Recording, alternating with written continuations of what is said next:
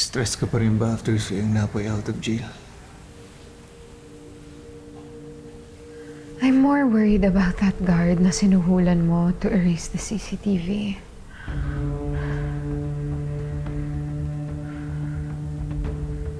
Siguraduhin mong hindi siya magsasalita at hindi yun matatrace sa atin. Dahil pag nalaman ni Napo yun, patay tayo. Huwag kang mag-alala. I'll make sure he'll stay quiet. Talaga? Pinauwi agad si Napoy ng mga pulis? Ma'am, sa tingin ko naman kasi, napagbintangan lang si Sir Napoy. Wala talaga siyang kasalanan. Maraming salamat sa tiwala mo, Martha. Sir Napoy, kayo po pala. Mabuti ka pa. Nagtitiwala sa akin, hindi katulad ng ibang tao na kung sino pang inaasahan kung nakakakilala sa akin, siya pa nang lalaglag sa akin. Tapos, inuutusan pa yung yaya ng anak niya na magkalat ng fake news. Naku, Sir Napoy, wala po yun. Ay, mabait naman po kasi kayo talaga.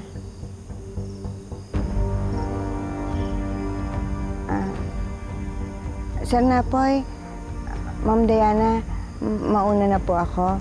Baka hinahanap na ako ni Manang Tiofe.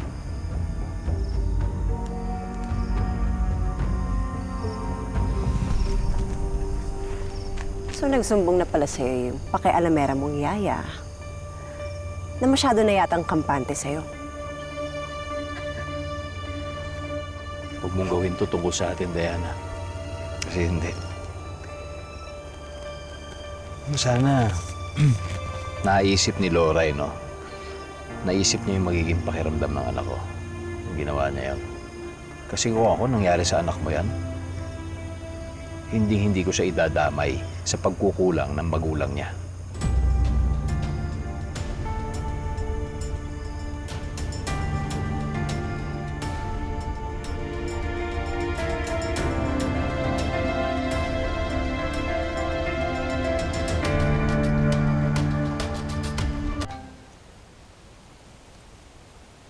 Have you heard the news?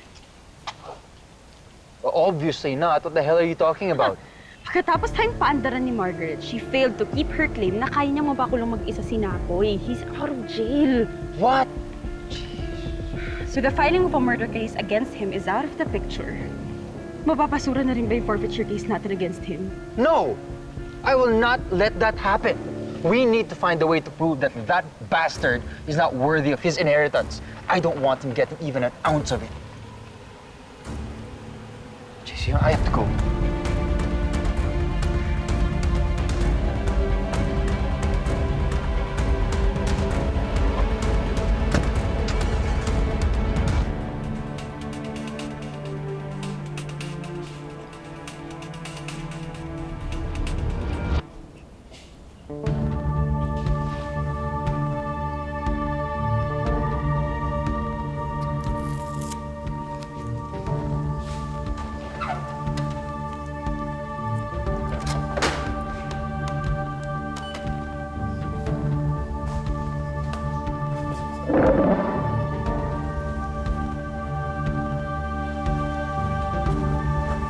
Pre, bad news.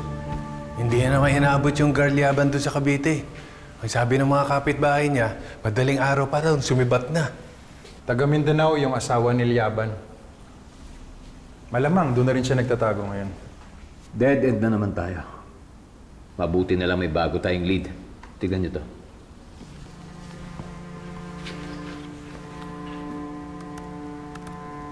Oh, yung ikaw. Sa magkabilang tenga. Si Margaret, papuntang playhouse. Nakunan to nung gabing mamatay si tatay. Ito, nagsiselfie si na Marta, oh. Tapos biglang yun, nahagip nila sa likod. Ito lang ahas. Yan yung per earring na nakuha mo kung saan namatay yung tatay mo. Na inabing ni Margaret na sa kanya yung hikaw.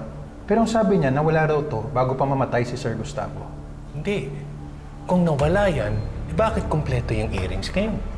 Ibig sabihin, May nagsisinungaling. Ang sabi niya, wala siya sa scene of the crime. Yung pala, meron siyang ganap sa playhouse. At yan, yung ahas na kasama niya na nakuha ng selfie. Kinonfirm natin na yan yung tumuklaw sa kabayo ni Sir Gustavo. Kasi sinukat namin yung snake bite doon sa paa ni King the Horse. At tumugma naman doon sa bunganga ni Elmo the Snake. Ayan o. Mukhang pinatuklaw nga ni Margaret yung kabayo para mahulog at mamatay si Sir Gustavo.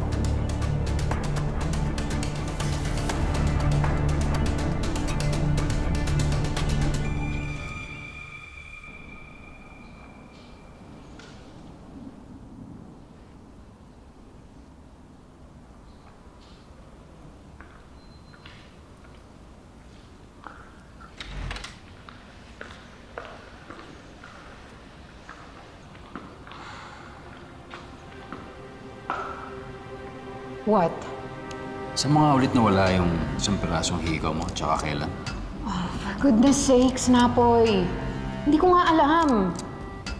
Sa dami-dami ng mga nawawala kong alahas all over the place, I wouldn't know. Hindi kasi nung gabing mamatay si tatay, kumpleto pa yun eh. May ebidensya yun. May picture nga si Martha, suot mo yung dalawa eh. Tapos, eto, nahanap ko dun sa may tabi ng playhouse.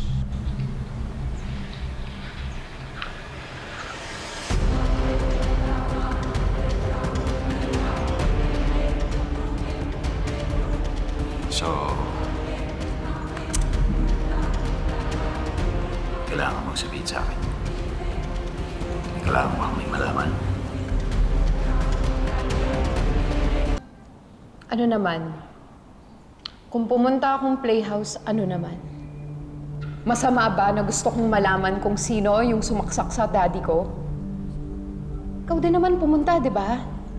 Si Diana pumunta rin. Pare-pareho tayong lahat pumunta sa playhouse. Oo, pero wala naman kami mga bit-bit na ahas. Hindi nga si Dad yung pinuntahan ko. At hindi ko pinakawalan si Elmo. Hindi ko gagawing killer ang sweet, innocent baby Elmo ko. Baka siya hindi. Pero ikaw, dahil dun sa nangyari sa totoong anak mo, napanganak ka ng di oras. Tapos si tatay yung sinisig mo. Posible kaya yun?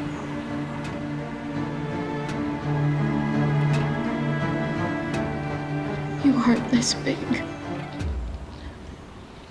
Boksan ka! Sauf de ma chapelle! Monstre mérisable!